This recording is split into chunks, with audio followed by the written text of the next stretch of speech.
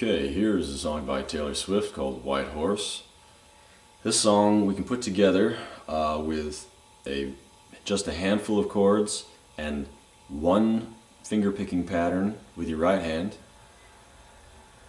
And you're pretty much going to have this. It's very simple to play, and you can put it together and make it sound very close to the original with just a little bit of work.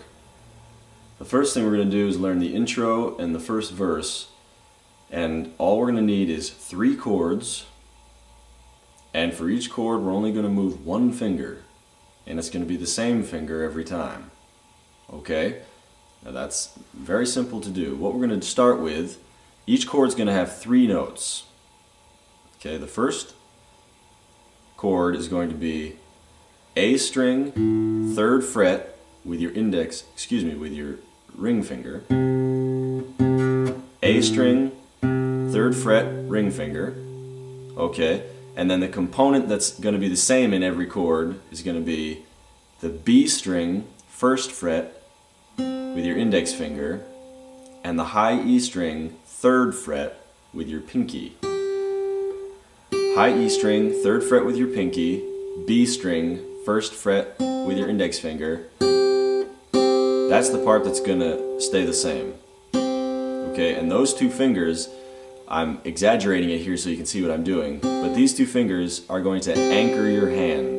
Okay, those are what's going to keep your hand in the position that you want it to be all the time. Okay, so we had A string, 3rd fret, and then B string, 1st fret, E string, 3rd fret. Just those 3 strings together. Okay, and for the second chord, you simply take your ring finger and you move it 1 string over on the same fret, so 3rd fret on the D string. 3rd fret on the D string, and you keep these 2 fingers right where they were. Okay, so we went from here to there. Then for the 3rd chord, you can leave your ring finger where it is, but just release the pressure so that the D string is muted, because basically that's the whole point, is that the D string is not going to be played. So if you want to just be sure that you don't hit it by accident, you can mute it by just lightly resting that ring finger on it, but you're going to play the A string open. Okay, so these are right where they have always been, and then we're just going to do A string open. So now it's open A, and then B and high E. Okay, so we went.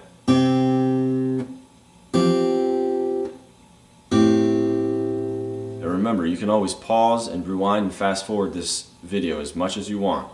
So I'm going fairly quickly, but rewind it and go over it as many times as you need to. Okay, now the only thing you're going to add to this before we get to the right hand finger picking pattern, the only thing you're going to add to this is in between each chord there's going to be a passing bass note to lead to the next chord. Okay, so I'm going to play just the bass line, so to speak, by itself. Okay, on the first chord the bass note is this. Okay, and to get to the next chord we're going to play a passing open D string. So we have open D to get to the next chord. Okay? Then here's the open A for the 3rd chord. Then we're going to play with our middle finger the 2nd fret on the D string, and then up to the 3rd fret with our ring finger. Okay, so we went.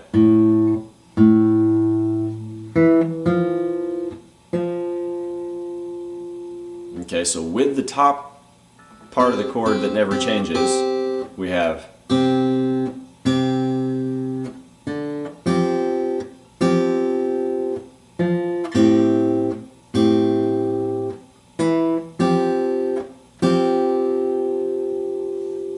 and then open D back to the first chord. Okay, so once again, open D,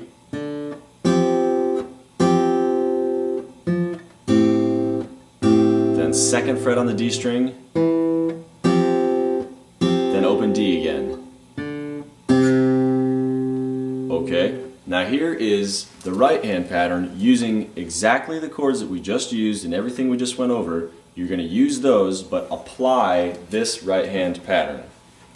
Okay, if you're new to finger picking, basically the idea is this.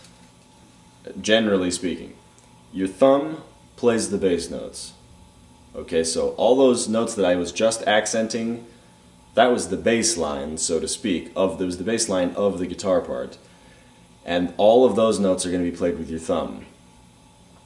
And then basically what you do is you assign your other fingers a string. Each finger gets a string. Now, we're going to ignore our pinky for this particular song. Okay, we won't need that. And we actually won't really use our index finger, but we're going to assign that one a string anyway, and I'll tell you why. Okay, so your thumb's playing the bass notes, which are all going to fall on the A string and the D string. Okay, so your thumb is covering the A string and the D string. So the next string is the G string. So we assign that to our next finger, which is our index finger. So G string, index finger. Then our next string is the B string, and our next finger is our middle finger. So B string, middle finger. The next string, final string, is the high E string, and our next finger is our ring finger. So high E string, ring finger. So we have G, B, E. Okay? So your thumb gets these two, and then you got one finger for each one of those, and our pinky is just not being used.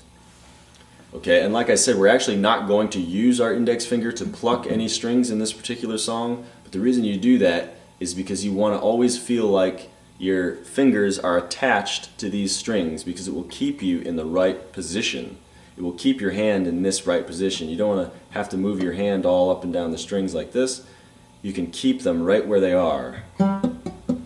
Every time you pluck a string, your fingers hover right above the strings they're assigned to. So for the first chord, what we're going to do is, and actually it's going to be the same for every chord, the same finger picking pattern. You're going to pluck the bass note, which on the first chord is on the A string, okay, 3rd fret, and you're going to pluck the B string, which on every chord is the 1st fret. So the A string bass note and the B string, which we said is our middle finger. Okay, we're going to pluck them together. They're the same note in this chord. Okay? And if you're not quite sure how that should feel to your right hand, if you're new to finger picking, what should happen really is you're pulling your two fingers together. You're kind of pinching your fingers together fairly gently. Okay, so from the side view, you're plucking the strings by pulling those two fingers together. Okay, you're pulling them together. So if I hold my fingers after I pluck them, you'll see that they'll almost come together. If I turn my hand over so you can see it, those two fingers have come together.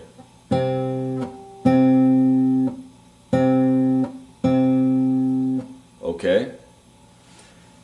And after you pluck that, each time you lightly, very gently lay your palm against the strings.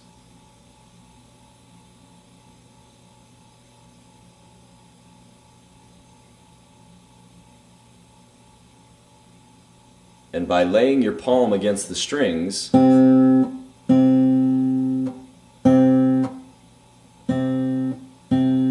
you're muting the sound. So you can keep fingering the chord, but the fleshy part of your palm, right in here,